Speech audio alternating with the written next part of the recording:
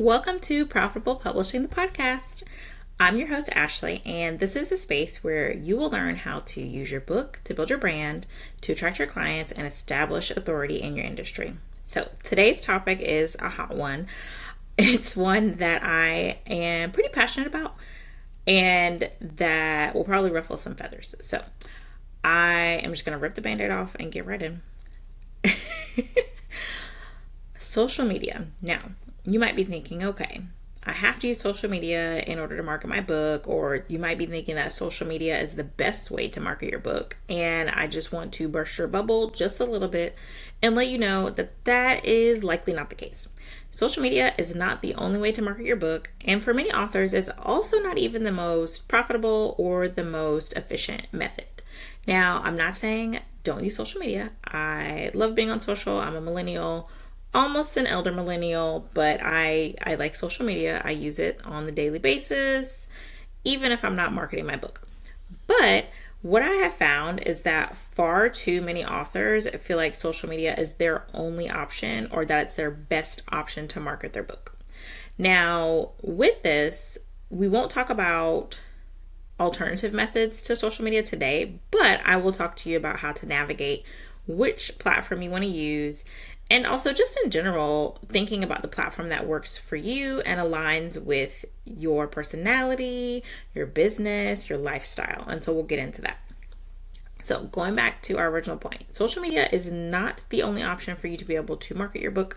And it's typically not the most efficient for a few reasons. So, and when I say social media, I'm talking about organic marketing. So in terms of not talking about ads, that's a separate topic for another day, but just straight up, you're posting, trying to keep up with an algorithm that is forever changing if we're talking about platforms like Instagram. And it can feel like you were just on this endless cycle, like a hamster wheel. So growing up, my family and I had hamsters. My brother had hamsters, actually. I was the younger sister that didn't have a pet, so that was vicariously my pet. And so with the hamster, we had two.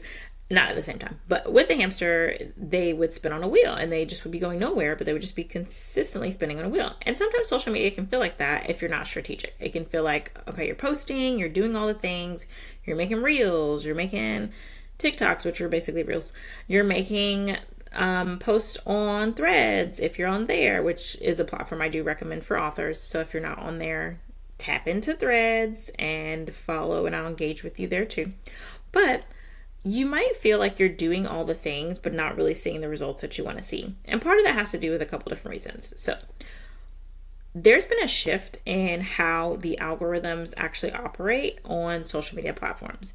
So for a long time, back in my day, for a long time, it was that you needed to get a certain amount of followers in order to be able to have people see your posts. And that was kind of the strategy for quite a bit of time.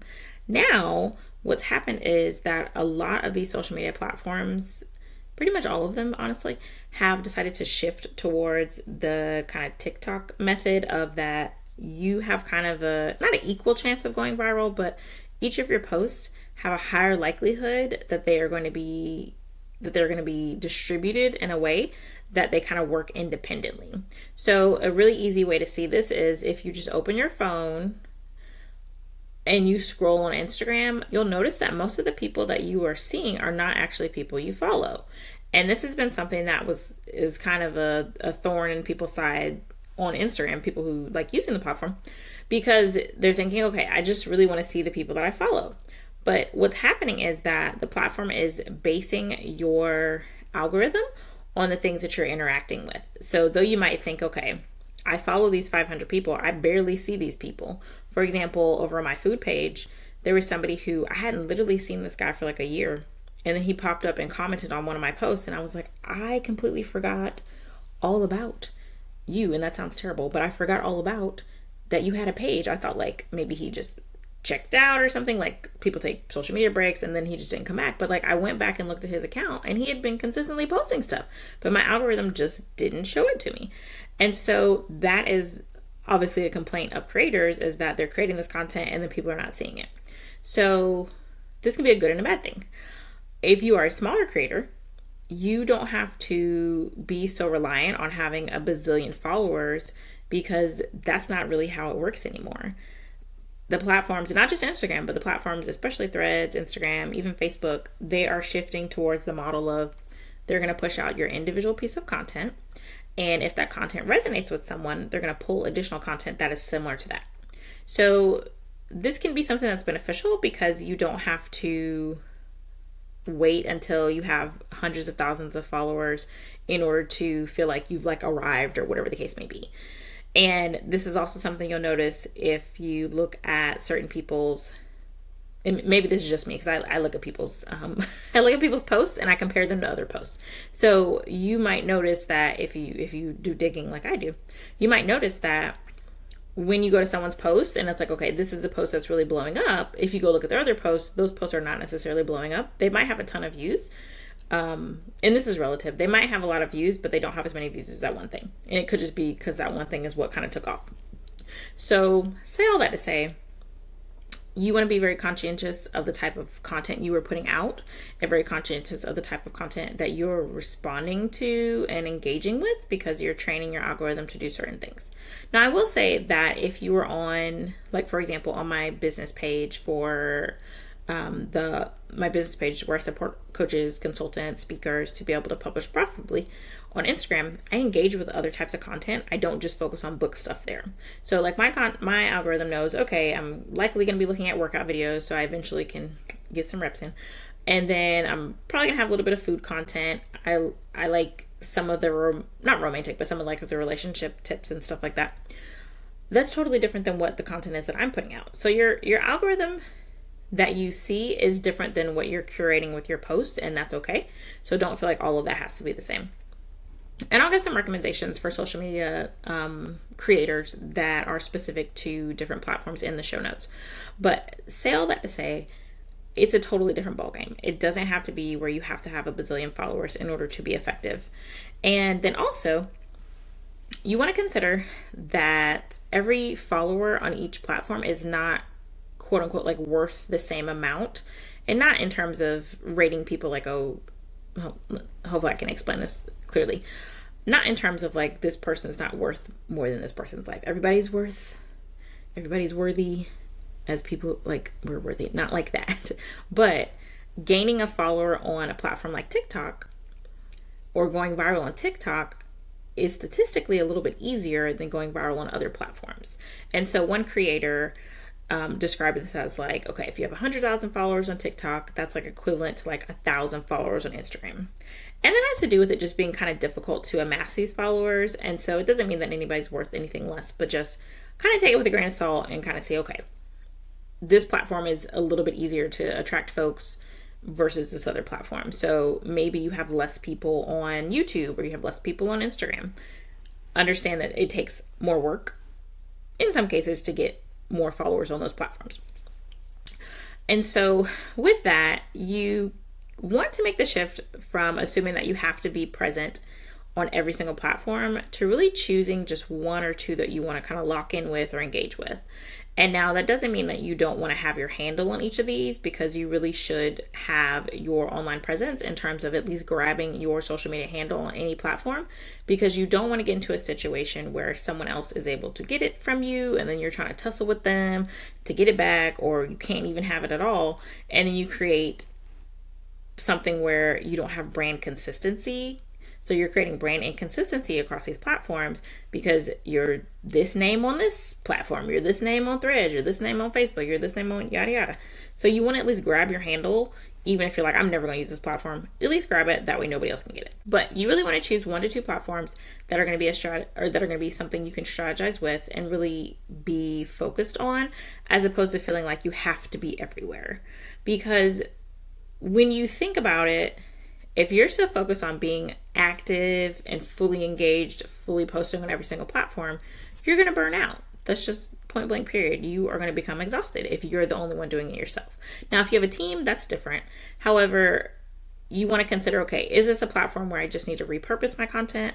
Or is this a platform where like I need to show up live physically? I need to be in the comments with, which on regardless of what platform you're on, please engage with the comments. That is one of the easiest strategies that you can use, especially as a smaller creator or as someone with less followers. Engaging in those comments is a great way for the algorithm to know that you are actually going to be there for your followers or your viewers, I should say it like that. And so think about social media as something that can supplement what it is that you're already doing. So if you know, okay, I've got my email list, I really want to focus on that, or if you're doing Substack, or if you're blogging, or if you're doing a podcast, use social media as a way to drive traffic to those other sources. You don't want to rely just on having social media as your primary form of communicating with your audience for a variety of reasons. One, you don't own the platform.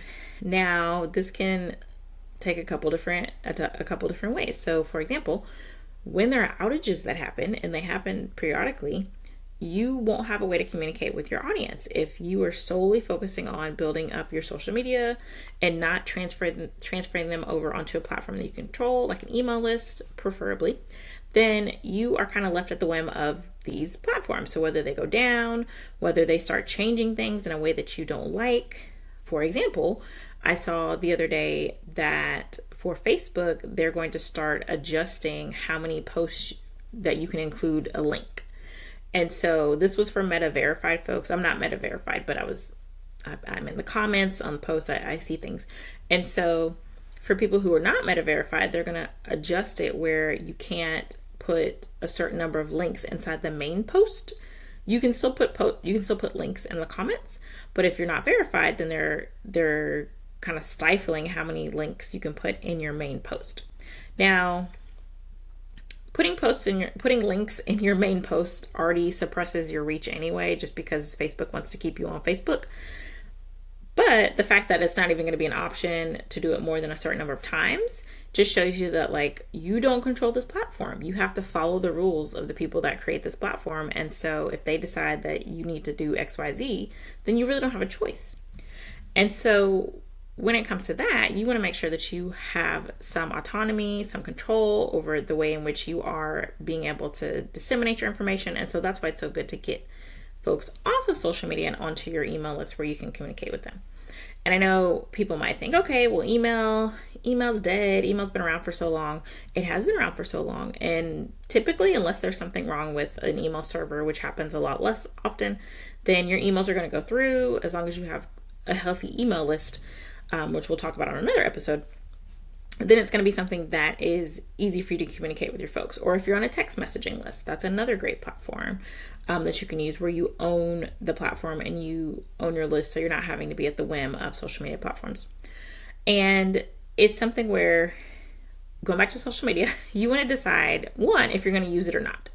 Because there are authors who don't use social media, like literally whatsoever, and they still sell books. And I know that might be one of those, like, the emoji with the brain that's like exploding moments, because it can be so easy to assume that social media is the only way or the best way to be able to monetize your book, to be able to get book sales, to be able to get people to know you exist. But it is not. There are other methods you can use, and I'll do an episode about that. But you want to decide, are you going to be using social media at all or not? And then you also want to decide how that's going to look in the future. So is it something where you are going to want to grow into certain platforms, or you're only going to focus on certain ones? And just know that whatever you choose, it involves a testing period. You have to try things out. You have to give it a good timeline, typically like 60 to 90 days, where you're consistent, to be able to see, okay, is this working? Is this not working? What things do I need to tweak? And you'll be able to get data before then, but you don't want to rely on just like a week's worth of posts to say, okay, I'm not going to try this platform anymore because it was terrible, because I didn't get what I needed. You have to give it time to work, especially if you're on a platform that takes a little bit longer to tweak, like, for example, Instagram. And so then when you decide whether or not you're even going to be on social media, then you want to really choose the right platform. And I'm going to give you 3 ways to decide which platform is the right one for you. And if you have the capacity or you want to do more than one platform, of course, by all means, but don't feel like you have to be on each one, like I mentioned before. And so I'm going to walk you through the process of what I did to decide which platforms I'm more active on, and also to decide a supplemental platform such as this podcast, where I can have another option to connect with my audience. And so if you're going to be on social media, the first thing you want to consider is to really develop your clarity around what it is that you are desiring. So what is your goal for social media? And also the structure in which you want to kind of put that into place. And so one thing with that is to think about, okay, where does my audience hang out? So consider if you are someone who is more on the corporate side, or you're someone who is dealing with more professionals, experts, that type of folks, then you probably are going to want to spend time on LinkedIn. That doesn't mean that's the only platform that you're on, but it is something you want to invest time in actually learning how to use the platform, because it is very different than the other types of social media platforms. And then you also want to think about, okay, where can I be my full self? Now, of course, online, this is kind of like a grain of salt type situation, because you're not necessarily going to be your entire, I mean, some people do, some influencers do, but depending upon what it is that you're selling, you are trying to get clients who can connect with you, and you also want to have some type of level of professionalism. Now, there are tons of people. For example, I have a sorority sister. She's just raw and real. She's an influencer. She's just raw and real with everything, and that is what her audience loves. And so if that's you, then be that person on all platforms. Like, don't be one person on Facebook and then somebody else on Instagram. And I say that because people are going to follow you across multiple platforms, and then if they see you act one way on one platform, then they're going to end up on the other one, and they're going to be like, wait, this doesn't even feel the same. Now, of course, if you're on LinkedIn and you have a 9-to-5, you probably are going to be a little bit more buttoned up.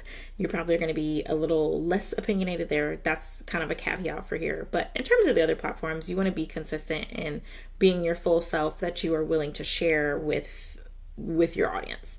Now, that doesn't mean tell everybody your business. That's not what I'm saying.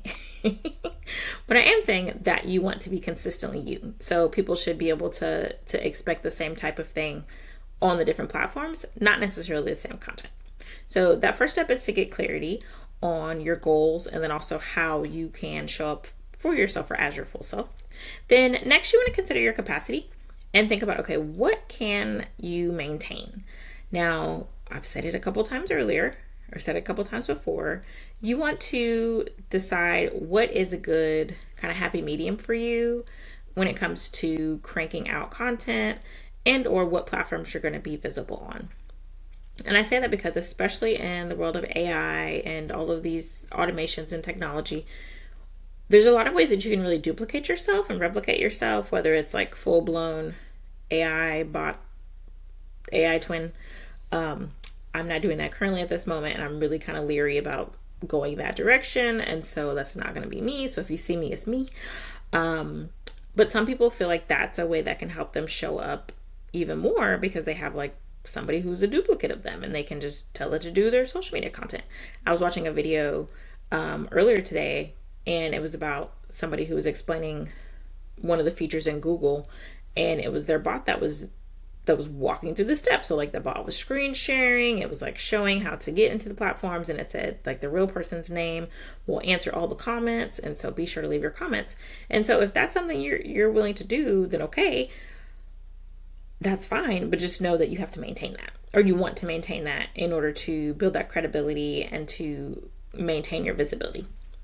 If you're someone who's like, I don't want to do that, and I'm on the opposite end, I just want to let people know that I'm consistently here, that I'm a human, that I have real emotions and feelings, then you want to think about, okay, where can you be consistent? So which platforms can you be consistent on, and what are you going to be able to do to maintain? So if it's just, you can only do a blog post a week, or you can only do written posts on Facebook versus doing reels or TikToks. Like, for example, I don't spend a lot of time on TikTok because I just don't have the capacity for it.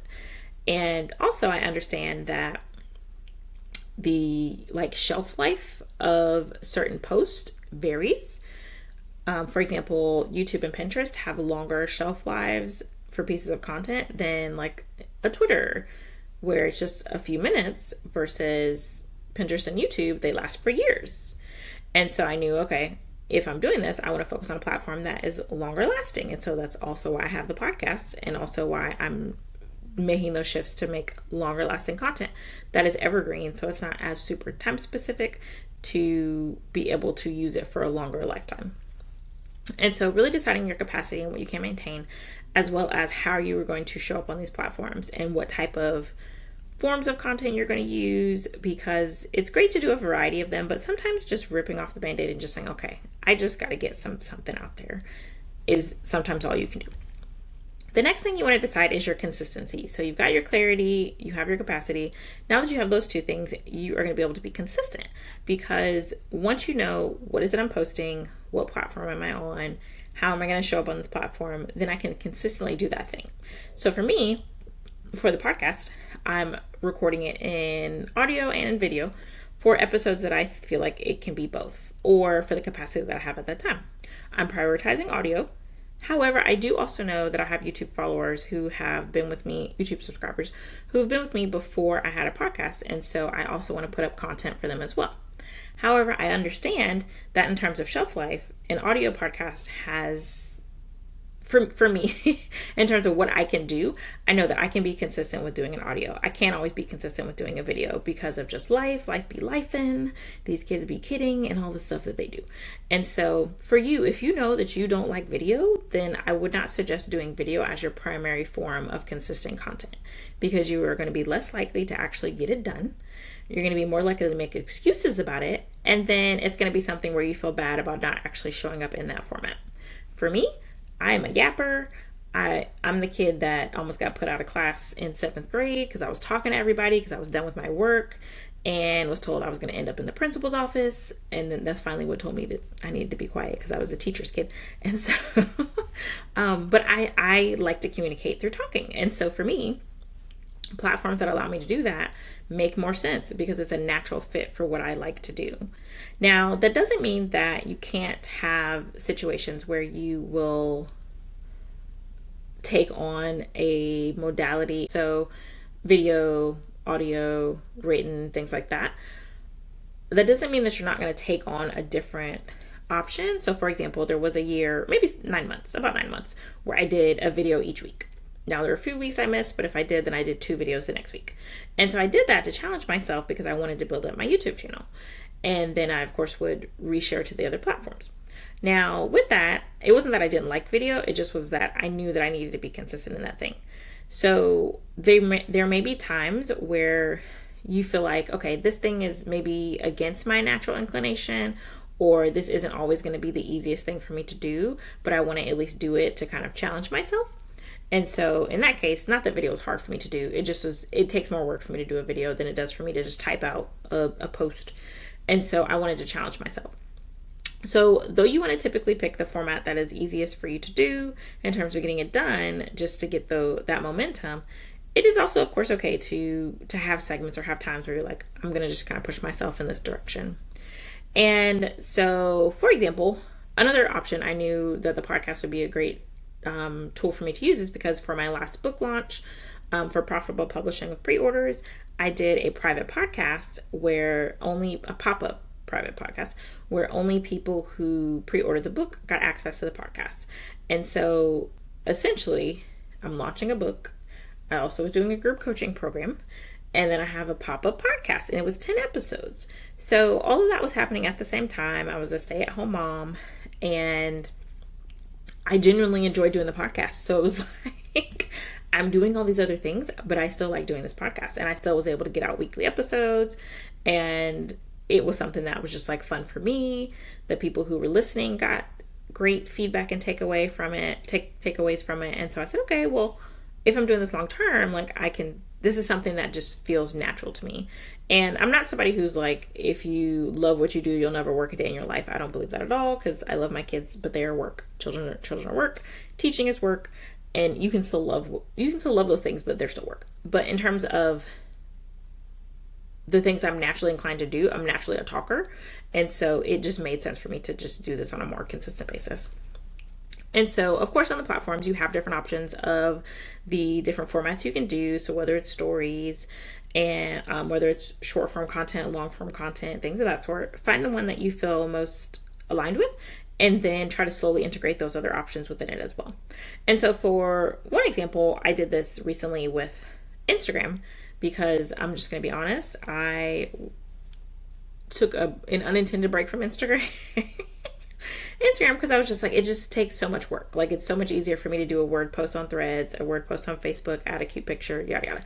On Instagram, I gotta like worry about XYZ, and then I gotta keep the app open while this is uploading. It was too much.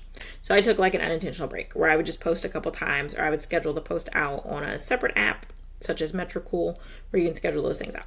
You can also schedule these in Meta Business Suite as well for professional pages or business pages. And so recently I was like, okay, I'm going to give Instagram a try again, and I'm going to really focus on stories.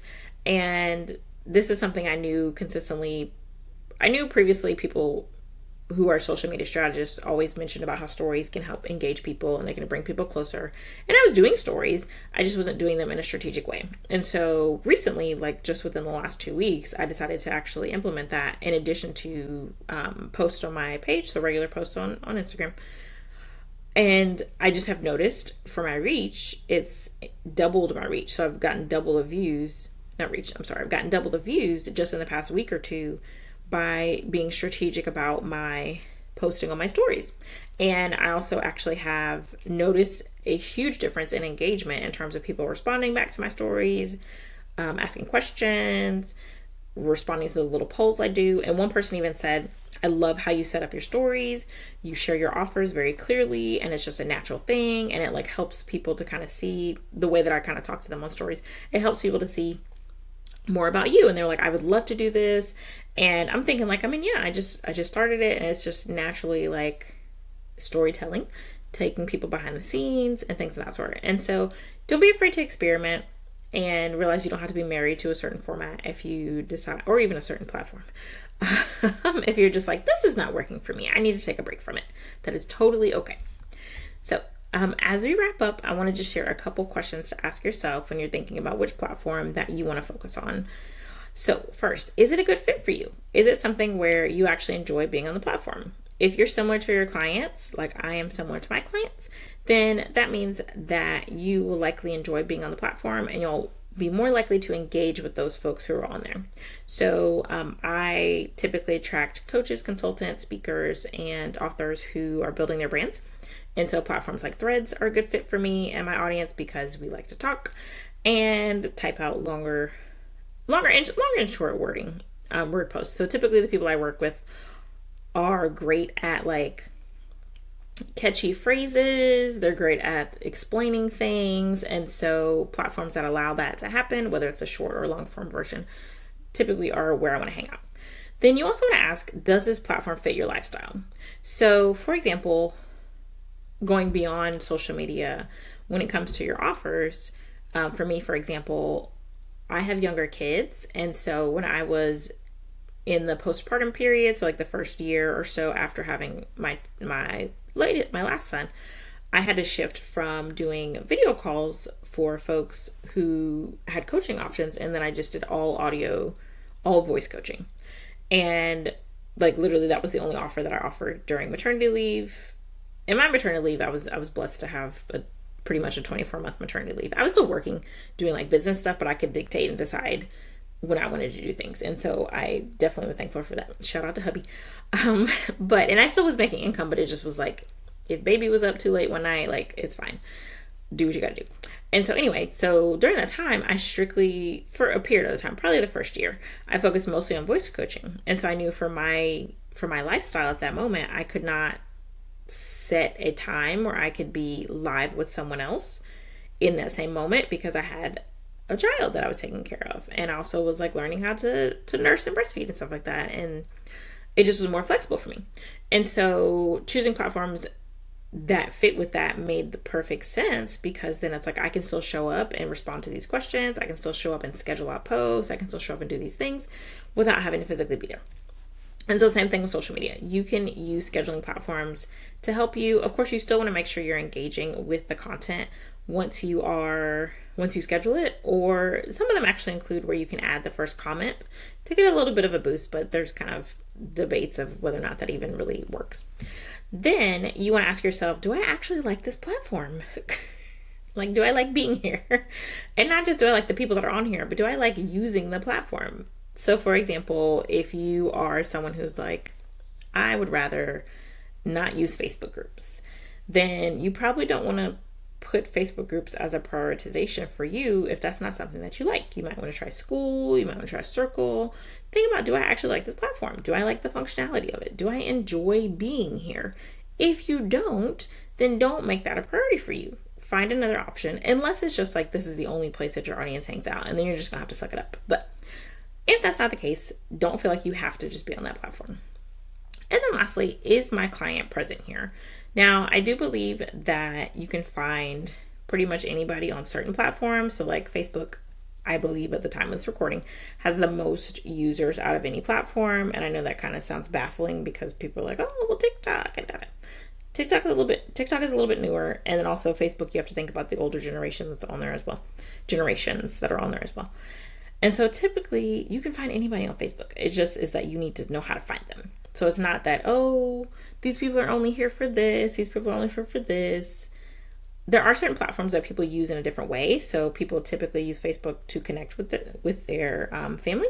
However, they're still on there buying things. There are studies that are from companies like Neil Patel that show that people are still buying things on these platforms. And then same thing, Pinterest kind of has a rap of like, oh, it's for the crafters and those kind of artsy people, but people still buy off Pinterest. Like I know a podcaster who she actually uses Pinterest to send people to her podcast, and her podcast is about teaching people how to have a podcast. So that's kind of an unusual thing that you might not think would be a driver of traffic, but she's found great success with driving people from Pinterest to her podcast. And so think about, is your client present here, but also go beyond just the typical, this person's going to be on this platform because they're this. Actually like do the work and see if they're there, see if you can connect with those folks. And of course also understand that people connect with you on multiple platforms. And so don't feel bad about prioritizing one or the other. Now, just kind of a caveat, this is not social media, but one reason that you might also see a lot of people move towards doing podcasts is for a few reasons. And part of the reasons why I did it as well, I'll kind of give you some insight, is that there's not an algorithm that you have to compete with. So when you post a new episode, I know this is not about social media, but just kind of giving you some game. When you post a new episode, it goes to the top of your subscribers list. And typically when someone subscribes, they are a lot more likely to actually binge and engage with the rest of your show. And so instead of like on social media, when you post a new piece of content, you're having a tussle with, okay, within the first however many minutes, if the algorithm doesn't think that people are going to go like this thing or share this thing, then your engagement's going to tank. And so you don't have to worry about that with podcasting. It's not quite the same. And then also it uses SEO. So similar to like website SEO, there's podcast SEO that will help you to be able to have people find you. Similar to if you think about like Amazon SEO, which we know as keywords and categories.